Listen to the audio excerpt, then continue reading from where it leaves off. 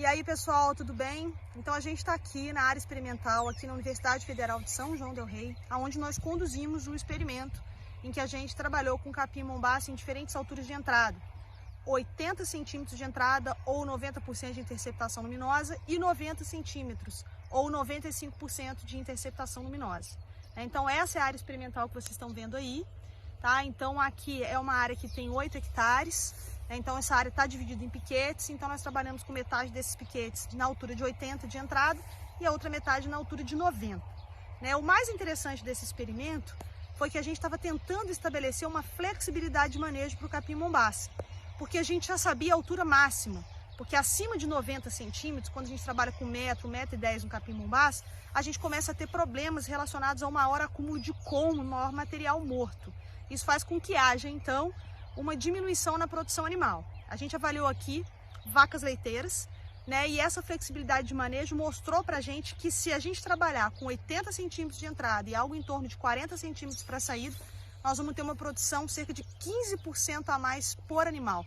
E, consequentemente, nós aumentamos o número de ciclos, porque a gente manteve uma altura menor, então a planta precisava crescer menos para chegar à altura de manejo, e aí a gente conseguiu ter 6 ciclos quando a gente trabalhou com 80 centímetros de entrada e 5 ciclos quando a gente trabalhou com 90. Então, o que aconteceu? A gente teve, além de uma maior produção por animal, a gente também teve uma maior produção por área, tá? E a gente aproveitou melhor a terra, porque a gente encurtou um pouco esse período. Então, o que a gente quis concluir com isso para poder provar e mostrar para vocês?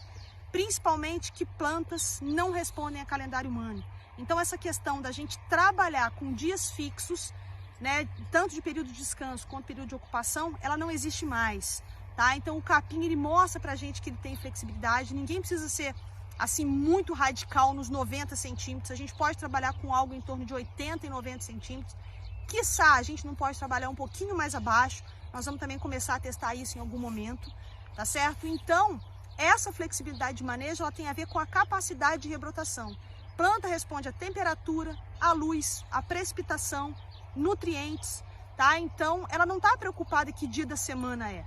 Ela está preocupada em saber se teve acúmulo térmico suficiente. Então, a gente precisa entender que o manejo por altura é hoje o principal alvo que a gente tem que buscar, tá? Para a gente poder ter, então, uma planta forrageira que tenha maior produção de folha, menor produção de talo, menor acúmulo de material morto. E assim possa se refletir aonde?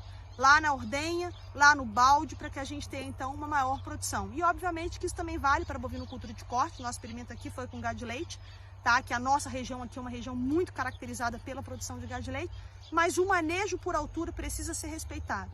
E a gente precisa também entender um pouco da planta para poder facilitar a forma com que essa planta vai ser oferecida para o animal, para facilitar para ele a colheita e, com isso, a gente ter os ganhos esperados. Então, esse era o recado de hoje. Agradeço muito vocês e obrigado.